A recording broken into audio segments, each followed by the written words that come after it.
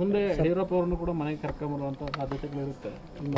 ಬರಲಿ ಬಿಡಿ ಸರ್. ನಮ್ಮ ತಂದೆ ಸಮಾನರು ಅವ್ರ ಕಾಲಲ್ಲಿ ತೋರಿಸಿರೋದು ನಾವು ಕೈಯಲ್ಲಿ ತಲೆ ಮೇಲೆ ಹೊತ್ಕೊಂಡು ಮಾಡಿದ್ದೀವಿ ಸರ್. ನಾವು ಯಾರು ಏನೇ ಹೇಳಿದ್ರು ಸಮೇತ ಸರ್, ಎಂಥದೇ ರಾಜಕೀಯ ವಿಶ್ಲೇಷಣೆಗಳಾದರೂ, ಎಂಥದೇ ರಾಜಕೀಯ ಪರಿಸ್ಥಿತಿ ಬದಲಾವಣೆ ಆದರೂ ಸಮೇತ ಯಡಿಯೂರಪ್ಪ ಸಾಹೇಬ್ರ ಬಗ್ಗೆ ನಮಗಿರುವಂಥ ಗೌರವ ಅದು ಅಚಲ. ಅದು ಹಾಗಾಗಿ ನಾವು ಯಾವುದು ತಲೆಗೆಡ್ಸ್ಕೊಳಕ್ಕೆ ಯಡಿಯೂರಪ್ಪ ಅವರು ಬಂದು ಈಗ ಇಂಡಿಪೆಂಡೆಂಟು ನಿಂತ್ಕೊಬಿಡಿ ಅಂತ ಏನು ಹೇಳಿದ್ರೆ ನಿರ್ಧಾರ ಬದಲಾಯಿಸ್ತಾರೆ. ಅದು ಹೆಂಗೆ ಸರ್ ಮಾಧ್ಯಮ ಮುಂದೆ ಹೇಳೋಕ್ಕಾಗುತ್ತೆ?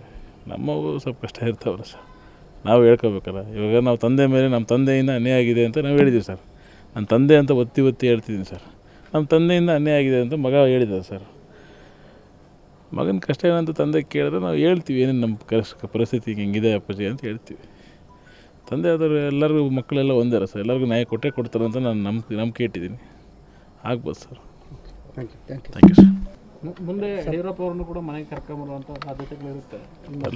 ಬರಲಿ ಬಿಡಿ ಸರ್. ನಮ್ಮ ತಂದೆ ಸಮಾನರು ಅವ್ರ ಕಾಲಲ್ಲಿ ತೋರಿಸಿರೋದು ನಾವು ಕೈಯಲ್ಲಿ ತಲೆ ಮೇಲೆ ಹೊತ್ಕೊಂಡು ಮಾಡಿದ್ದೀವಿ ಸರ್.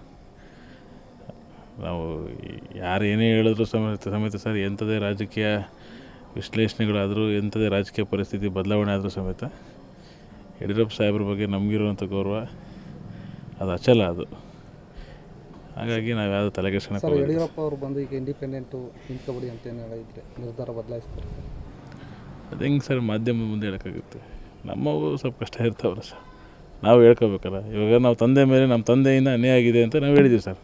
ನನ್ನ ತಂದೆ ಅಂತ ಒತ್ತಿ ಹೇಳ್ತಿದ್ದೀನಿ ಸರ್. ನಮ್ಮ ತಂದೆಯಿಂದ ಅನ್ಯಾಯ ಆಗಿದೆ ಅಂತ ಮಗ ಹೇಳಿದ್ದಾರೆ ಸರ್.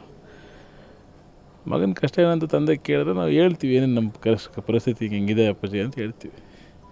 ತಂದೆ ಆದವರು ಎಲ್ಲರಿಗೂ ಮಕ್ಕಳೆಲ್ಲ ಒಂದೇ ಸರ್, ಎಲ್ಲರಿಗೂ ನ್ಯಾಯ ಕೊಡ್ತಾರೆ ಅಂತ ನಾನು ನಂಬಿಕೆ ಇಟ್ಟಿದ್ದೀನಿ. ಆಗ್ಬೋದು ಸರ್. Thank you sir.